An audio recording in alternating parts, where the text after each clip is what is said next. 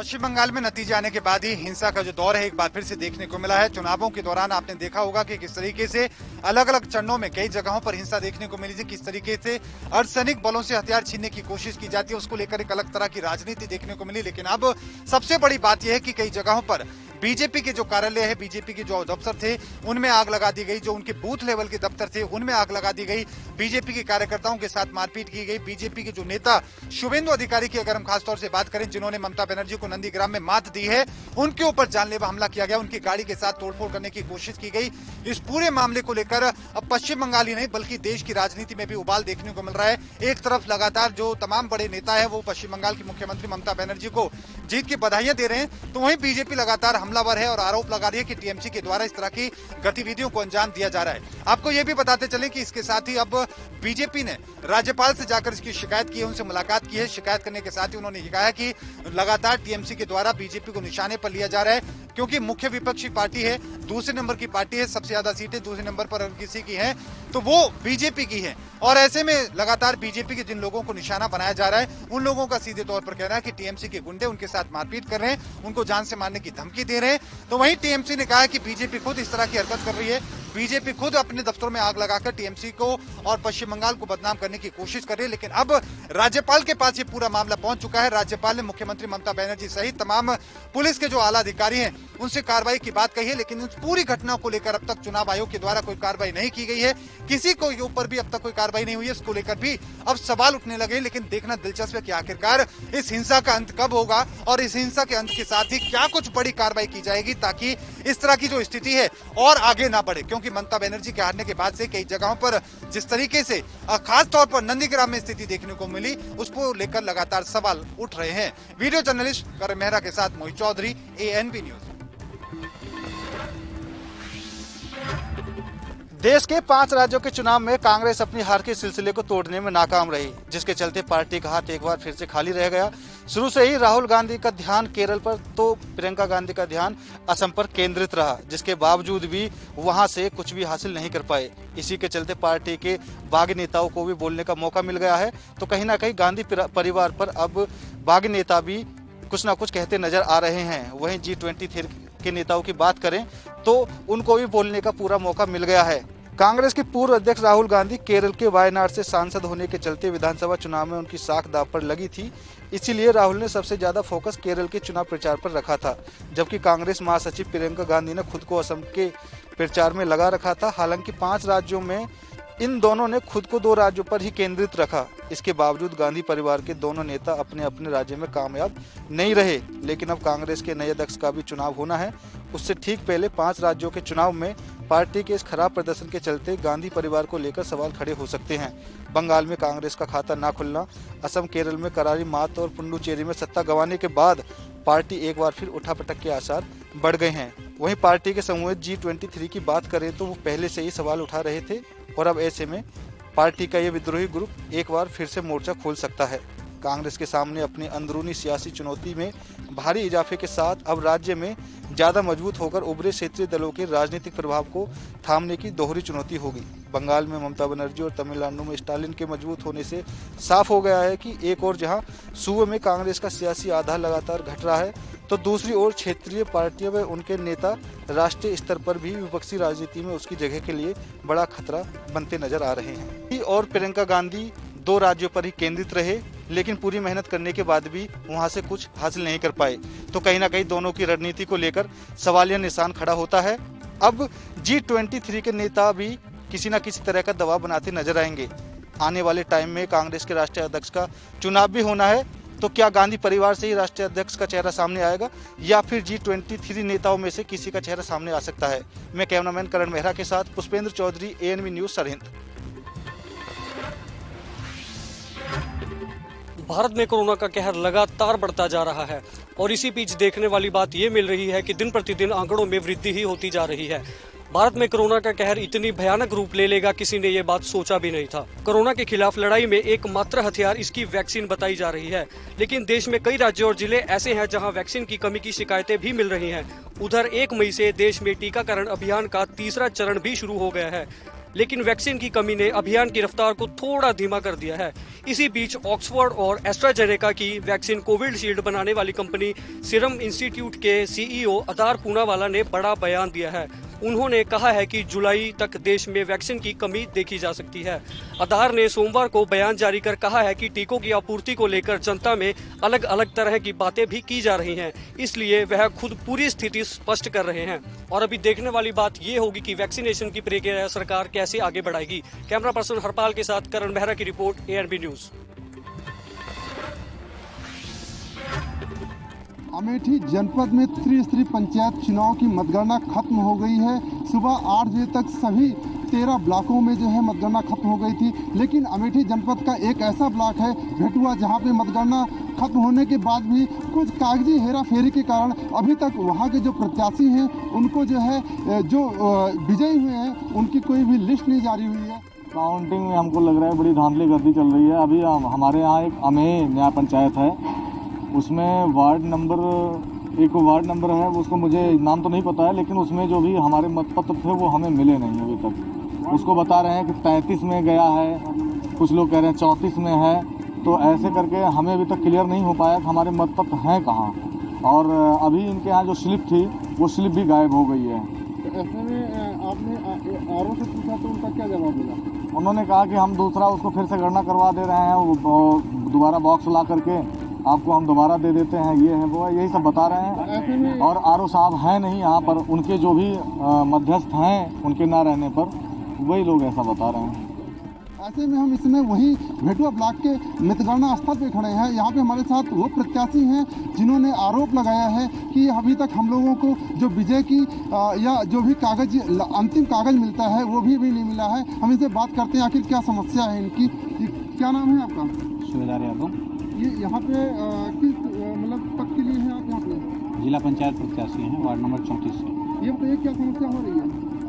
सुबह से काउंटिंग हो गई है, करीब 8 बजे काउंटिंग हो गई। उसके बाद से अभी तक किसी प्रकार की जो है कागजी कार्रवाई नहीं हुई कि हम लोगों को यहाँ से किसी प्रकार की रिसीविंग दी जाए कि आप विजयी प्रत्याशी हैं, क्या कैसे हैं। अभी तक किसी प्रकार का कोई वो नहीं मिला है। ऐसे में आप क्या चाहते हैं? अभी तक क्यों लेट अभी क्यों हो रहा है? आरओ साहब से बात की तो कह रहे हैं कि बार बार उनका यही उत्तर आ रहा है कि कागज़ कुछ इधर उधर हो गए हैं, मिल नहीं रहे हैं, और हमारे कर्मचारी चले गए हैं बिना बताए, तो हमें बड़ी असुविधा हो रही है। ऐसे में आप क्या चाहते हैं? अब तो हम लोगों को रिजल्ट घोषित किया जाए और रिसीविंग मिले, हम लोग जाके जो है अपना प्रमाण पत्र लें। ये हमारे साथ प्रत्याशी थे जिनका साफ तौर पर कहना था कि कहीं ना कहीं जो आरओ यहाँ पे बैठे हैं उनकी जो वो अपने काम के प्रति जो उनकी लापरवाही है वो साफ तौर पर दिखाई पड़ रही है कि ऐसे में जो प्रत्याशी सुबह से लेकर शाम हो गई, रात हो गई, आज शाम फिर हो रही है, कुल मिला के 36 घंटे का समय जो है व्यतीत हो गया और अभी तक उनके जीत की घोषणा नहीं की गई। ऐसे में कहीं ना कहीं घोर लापरवाही इन अधिकारियों के द्वारा दिखाई पड़ रही है। ऐसे में अब ये देखने वाली बात होगी कि आखिर इन प्रत्याशियों को कब तक इनके मंजिल मिलती है और कब इनके गले में जयमाल का हार या जो भी है वो इनको मिलता है। कैमरामैन संजय यादव के साथ राजकुमार जायसवाल, ANB न्यूज, अमेठी। पंचायत चुनाव को लेके लोगों में उत्साह इस तरह का रहा कि मतगणना स्थल पे जो है अंदर प्रत्याशियों की भीड़ तो बाहर जो है उनके समर्थकों का हुजूम देखने को मिला। हर जगह मतगणना स्थलों पे वही स्थिति रही।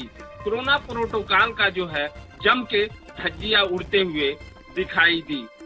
कई जगह जो है जो रिटर्निंग ऑफिसर हैं, आरओ हैं, उनके जो है चलते सर्टिफिकेट देने में देरी हो रही थी, इस वजह से भी भीड़ लगी हुई है। अब जो है कोरोना प्रोटोकॉल के चलते जो है ऑफिसर जो काफी जो है परेशान रहे, लेकिन जो भीड़ है वो हटने का नाम नहीं ले रही थी। वहीं खट्टा पूर्वी से जिला पंचायत सदस्य की घोषणा जो है उसकी जीत की घोषणा सुबह 8 बजे ही हो गई, लेकिन शाम को 4 बजे तक उसका सर्टिफिकेट नहीं दिया गया था। ये लापरवाही देखने को मिली। कैमरामैन ईश्वर चंद के साथ गोविंद पटेल, ANB न्यूज, कुशीनगर।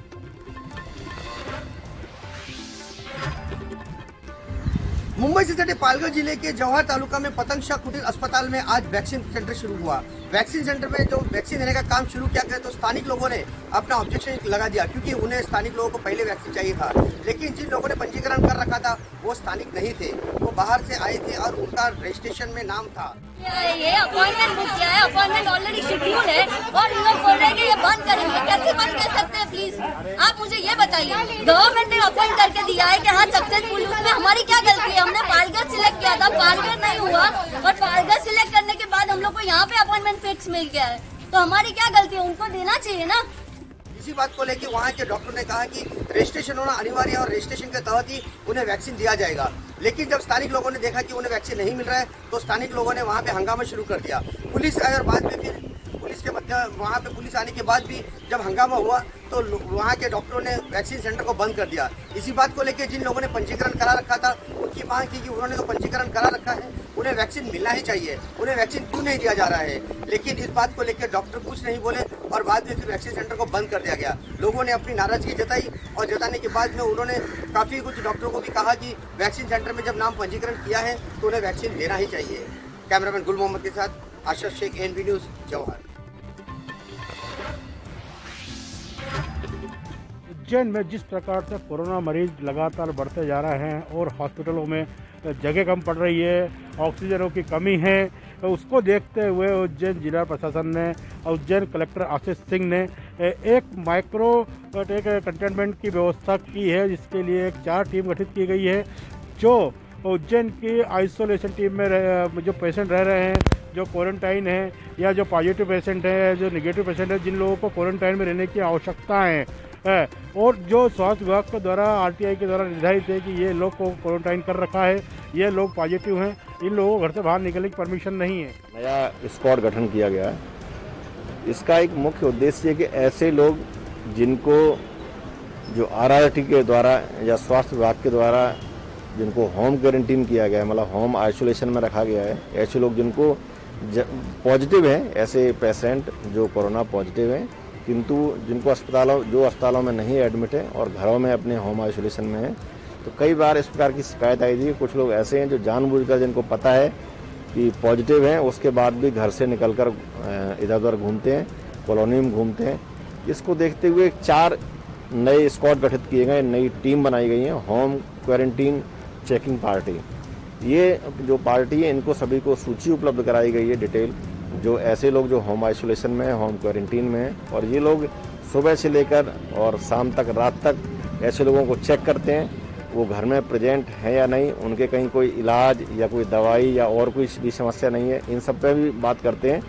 और इसको लेकर पुलिस प्रशासन ने एक 4 टीम का गठन किया गया है, जिसको लेकर पुलिस पार्टी लगातार चेकिंग अभियान चला रही है। और चेकिंग अभियान में अगर वो लोग घरों में नहीं पाए जाते हैं या वो बाजार के अंदर घूमते हुए पाए जाते हैं या वो घरों में नहीं मिलते हैं, तो पुलिस प्रशासन उन पर कार्रवाई करेगा।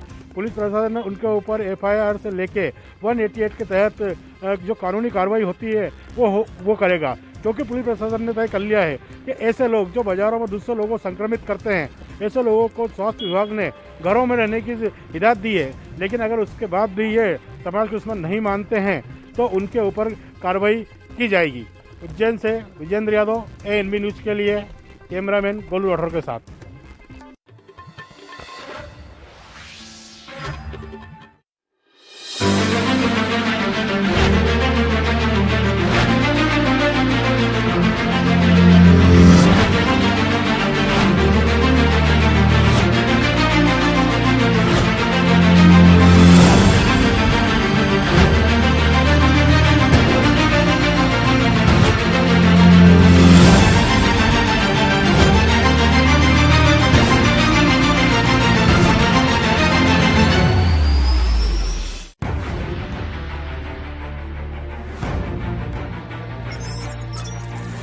खबर चाहे सियासत की हो या सरकार की, खबर चाहे भ्रष्टाचार की हो या गुनहगार की, दिन भर में क्या रहा देश जगत का हाल, किस मुद्दे ने बनाई किसकी सरकार, रखते हैं हम सब पर नजर, पहुंचाते हैं हम हर खबर, हम हैं ANB न्यूज। राष्ट्र धर्म, रात 8 बजे सिर्फ ANB न्यूज पर। क्या आप दुबले पतले कमजोर हैं? आपकी सेहत नहीं बनती, भूख कम लगती है, वजन नहीं बढ़ता?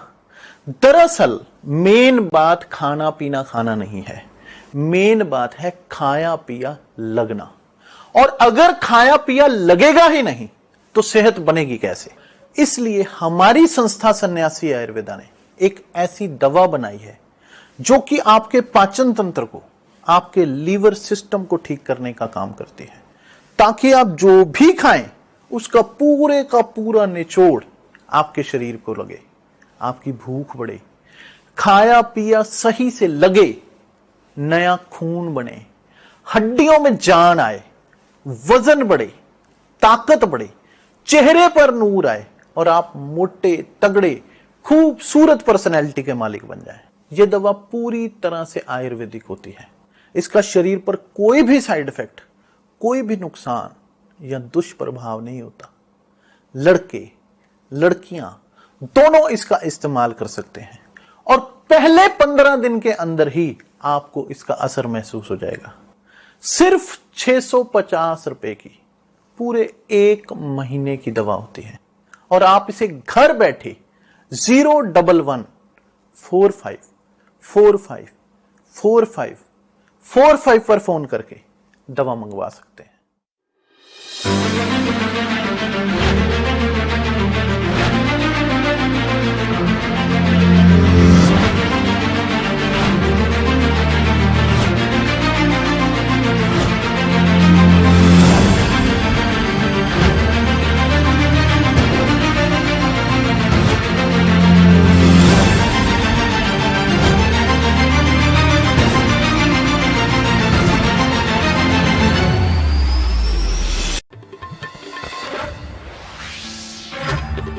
देश में कोरोना की रफ्तार थमने का नाम नहीं ले रही है। लगातार कोरोना के आंकड़े बढ़ते ही जा रहे हैं। कई राज्यों में लॉकडाउन लगा दिया गया है, कई राज्यों में नाइट कर्फ्यू की स्थिति बनी हुई है। वहीं पर आपको बता दें कि सरकार भी कोरोना को लेकर सख्त हो गई है, नियम का पालन करने की लगातार लोगों से अपील कर रही है।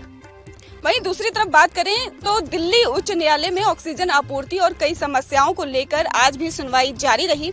कोर्ट ने केंद्र से पूछा कि ऑक्सीजन की आपूर्ति के लिए सुप्रीम कोर्ट ने जो निर्देश दिया था उसका क्या हुआ? दिल्ली को उसके कोर्ट की ऑक्सीजन क्यों नहीं मिल रही है? दिल्ली सरकार की ओर से पेश वरिष्ठ वकील राहुल मेहरा ने अदालत को बताया कि दिल्ली के उप मुख्यमंत्री मनीष सिसोदिया ने कोरोना से निपटने के लिए सेना की मदद मांगी है। इसके लिए रक्षा मंत्री राजनाथ सिंह को चिट्ठी भी लिखी है। वहीं दूसरी तरफ उच्च न्यायालय ने एक याचिका पर सुनवाई करते हुए दिल्ली सरकार को HRCT की कीमत पर अंकुश लगाने को नोटिस जारी किया। बता दें कि कोविड के लक्षण वाले लोगों को इस जांच के लिए सलाह दी जा रही है।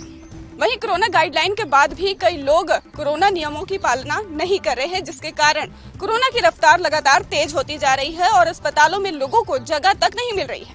कैमरामैन करण के साथ सुमन पाल की रिपोर्ट। धर्म नगरी अयोध्या में त्रिपंचायत चुनाव की काउंटिंग कल से ही जारी हो गई है। अभी तक धर्म नगरी अयोध्या से एक अच्छा संदेश आ रहा है, न किसी तरह की झड़प, न कहीं कोई भी बवाल होता नजर आ रहा है। लेकिन कहीं न कहीं जिस तरीके से कोविड-19 कोरोना संक्रमण अपना खतरा बरकरार रखा है, वहीं कुछ जगह से ऐसी तस्वीरें आ रही हैं जो कि सोशल डिस्टेंसिंग की खुलेआम धज्जियां उड़ाई जा रही हैं। जिला अधिकारी के निर्देश का भी प्रत्याशी पालन नहीं कर रहे हैं। आप तस्वीरों में साफ तौर पर देख सकते हैं कि एक तरफ कोरोना के कहर से लोगों के मौत का आंकड़ा बढ़ता हुआ नजर आ रहा है, लेकिन धर्म नगरी अयोध्या में प्रत्याशियों को सोशल डिस्टेंसिंग का पालन नहीं करना समझ रहे हैं। ऐसे में कहीं न कहीं कोरोना काल के चलते सरकार अहम कदम उठाते हुए लॉकडाउन लगाने के लिए मजबूर हो रही है। ऐसे में समझने वाली बात होगी कि जिस तरीके से कोरोना से मौत का आंकड़ा बढ़ रहा है, लोग सोशल डिस्टेंसिंग का पालन करें और मुंह पर मास्क लगाएं। वीडियो पर्सन अमन के साथ Gaurav Mishra, ANB news channel Ayodhya. Delhi के अंदर लगातार कोरोना के आंकड़े बढ़ते चले जा रहे हैं और वहीं दिल्ली सरकार निरंतर कोशिश कर रही है कि किसी भी तरीके से कोरोना की जो रफ्तार है उसके अंदर ब्रेक लगाया जा सके। मगर बात करें पिछले 24 घंटों के अंदर कहीं ना कहीं रफ्तार बिल्कुल थमती नजर आई है। मगर जिस तरीके से बात करें दिल्ली के अंदर पिछले 24 घंटों के अंदर लगभग 20,000 से कुछ ज्यादा के आंकड़े आए हैं, मगर मरने वालों की संख्या जो है वो निरंतर बढ़ती चली जा रही है।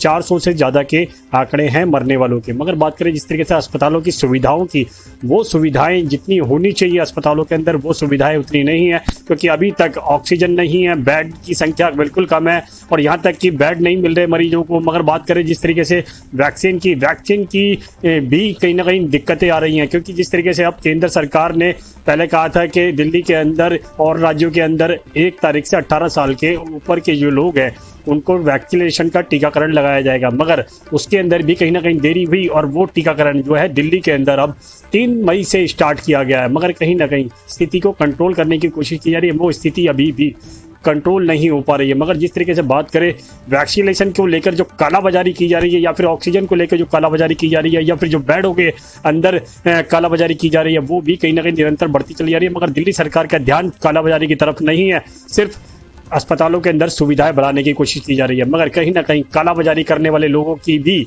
दिल्ली पुलिस धरपकड़ करती नजर आ रही है, क्योंकि ऑक्सीजन को लेकर जितने भी अभी तक लोग बाग गिरफ्तार हुए हैं उसके अंदर भी कहीं ना कहीं रफ्तार आ रही है, क्योंकि कालाबाजारी करने वाले वो निरंतर कोशिश कर रहे हैं कि कालाबाजारी की जाए, चाहे वो वैक्सीन को लेकर हो या फिर ऑक्सीजन सिलेंडर को लेकर हो। मगर देखना होगा क्या आने वाले दिनों के अंदर ये कालाबाजारी रुकेगी, क्योंकि जब तक कालाबाजारी नहीं रुकेगी मरीजों को कहीं ना कहीं सुविधाएं नहीं मिल पाएंगी और अस्पतालों के अंदर भी स्थिति बिगड़ी रहेगी। जब तक कालाबाजारी करने वालों को लोगों को पकड़ा नहीं जाएगा तो स्थिति नॉर्मल नहीं हो पाएगी। अब देखना होगा आने वाले दिनों के अंदर किस तरीके की स्थिति रहती है, कालाबाजारी रुकती है या फिर दिल्ली सरकार निरंतर कोशिश करती रहती है या फिर केंद्र सरकार और दिल्ली सरकार मिलकर काम करती है। कैमरा पर्सन इरफान खान के साथ राजीव कुमार तिवारी, एनबी न्यूज दिल्ली। वर्तमान समय में पूरे देश में कोरोना महामारी की दूसरी लहर का खतरा बढ़ता जा रहा है, तो वहीं आपको बता दें कि जनपद जालौन में कोरोना संक्रमित मरीजों के आंकड़े दिन प्रतिदिन आसमान की ऊंचाइयों को छू रहे हैं, तो वहीं मौतों का सिलसिला भी लगातार जारी है। तो वहीं इस महामारी को देखते हुए सदर विधायक गौरीशंकर वर्मा ने कोरोना पीड़ितों तक पहुंचाई खाद्य सामग्री। वहीं कोविड वैश्विक महामारी को देखते हुए आम जनता के लिए 24 घंटा सेवा में तत्पर रहने वाले सदर विधायक गौरीशंकर वर्मा ने औरई रैन क्लब, बसेरा मेडिकल कॉलेज, L1 इन स्थानों पर पहुंचकर कोविड मरीज जो भर्ती हैं उनके लिए पानी की बोतल, बिस्किट आदि उनके बेड तक पहुंचाने का काम किया। इस दौरान सदर विधायक गौरीशंकर वर्मा ने कहा कि कोरोना जैसी महामारी के दौर में हर व्यक्ति अपनी क्षमता के अनुसार कोरोना पीड़ितों की मदद के लिए आगे आने चाहिए, जिससे वह कोरोना पेशेंट ठीक होकर घर जा सकें और उनका मनोबल भी बढ़ाना चाहिए, जिससे वो उनका मनोबल डाउन ना हो और वह ठीक होकर अपने परिवार वालों के साथ जीवन व्यतीत कर सके। आज मेडिकल कॉलेज के बाहर उनको पानी की व्यवस्था देने का काम किया, उनको उनके बारे में जानकारी थी, उनको शुद्ध पानी मिले इसलिए बिस्लरी की बोतल उनको पहुँचाई गई। और बाहर ये देख रहा था कि कहीं किसको नहीं लगी, जैसी रोज चर्चा हो रही कि मरीज बाहर तड़प रहा है, कोई सुन नहीं रहा है, इसलिए यहाँ मैं देखने आया हूँ। तो अभी 1-2 मरीज मुझे देखने को मिले और एक्चुअली अफवाह ज़्यादा है। जैसे अभी एक सज्जन मेरे पास आए, बोले वो ऑक्सीजन की जरूरत है, मैंने कहाँ भर्ती, बोले वो L1 में। हमने कि ऑक्सीजन कितनी, बोले 35। उनको ये पता ही नहीं है कि हमारा मरीज़ कहाँ है कहाँ नहीं है। ऐसी अफवाह फैलाने में लोग लगे हैं। निश्चित रूप से काम ठीक हो रहा है और हम लोग सब निकल के आ गए, काम और अच्छा होगा, आप चिंता मत करिएगा। कि जनपद जालौन के हम सब लोग। NB news Mayank Rajput, Jalaun. मथुरा जनपद में कोरोना के मरीजों की संख्या बढ़ती जा रही है।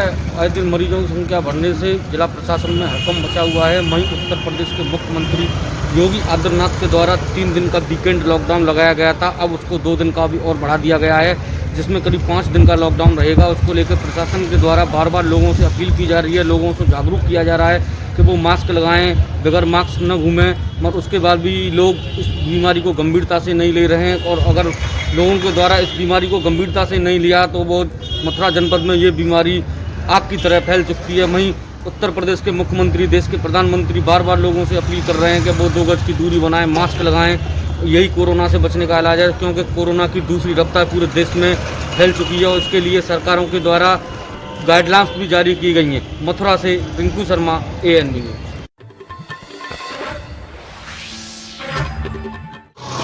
मुंबई सहित महाराष्ट्र में जहां एक तरफ अस्पताल से लेकर कब्रिस्तान और शमशान भूमि तक हाहाकार मचा है, वहीं वैक्सीनेशन के लिए भी लोग बड़ी संख्या में वैक्सीनेशन सेंटर पर पहुंच रहे हैं। मुंबई के अंधेरी स्थित 7 हिल अस्पताल की बात करें तो यहां पर सैकड़ों की तादाद में 18 साल से लेकर 44 साल के लोग टीकाकरण के लिए पहुंचे थे। प्रशासन की तरफ से पूरी तैयारी की गई थी, लेकिन लस की कमी होने की वजह से कुछ लोग वहां से वापस गए। लगातार प्रशासन कोशिश कर रहा है कि किसी तरीके से टीकाकरण किया जाए और जो आंकड़े बढ़ रहे हैं उस पर अंकुश लगाया जाए, क्योंकि महाराष्ट्र में लगातार संक्रमण की संख्या और मरने वालों का आंकड़ा बढ़ता जा रहा है। महाराष्ट्र सरकार ऑक्सीजन को लेकर काफी सक्रिय है। बेड और अस्पताल जम्मू कोविड सेंटर के लिए लगातार प्रयत्न किए जा रहे हैं। तो वहीं वैक्सीनेशन के लिए भी 18 साल से लेकर 44 साल के लोगों की भीड़ बड़े पैमाने पर देखी जा रही है। मुंबई के 7 हिल अस्पताल के बाहर जो तस्वीर आज देखने के लिए मिली, उसे लेकर मनपा और पुलिस भी काफी सक्रिय हो गई है और नियमों का पालन कराने में जुट चुकी है। लोग भी अगर इस महामारी में साथ नहीं देंगे तो हालात और भी बिगड़ जाएंगे। एनबी न्यूज के लिए मुंबई से मुरारी सिंह।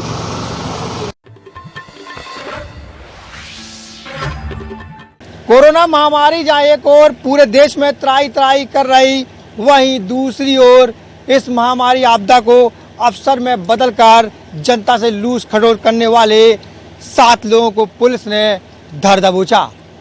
ये लोग लोगों का मौत का सौदा कर रेमडेसिविर इंजेक्शन की कालाबाजारी कर रहे थे। दरअसल जनपद में फैल रही कोरोना महामारी के मेडिकल कॉलेज सहित अन्य अस्पतालों में संक्रमितों की संख्या लगातार बढ़ती जा रही है। वहीं इस महामारी आपदा को अवसर में बदलने के लिए मेडिकल कॉलेज में तैनात कतिपय कर्मचारी माफिया बन गए थे। मरीजों को लगने वाले इंजेक्शन और अन्य दवाएं 10 से 20 गुना में बेचे जा रहे थे।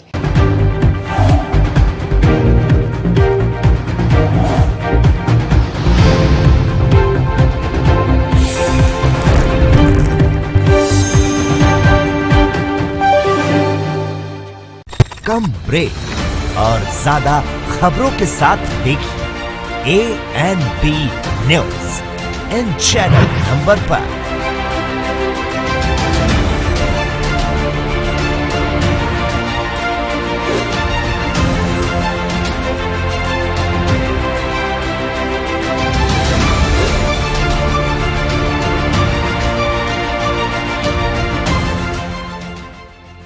क्या आप दुबले पतले कमजोर हैं? आपकी सेहत नहीं बनती, भूख कम लगती है, वजन नहीं बढ़ता। दरअसल मेन बात खाना पीना खाना नहीं है, मेन बात है खाया पिया लगना। और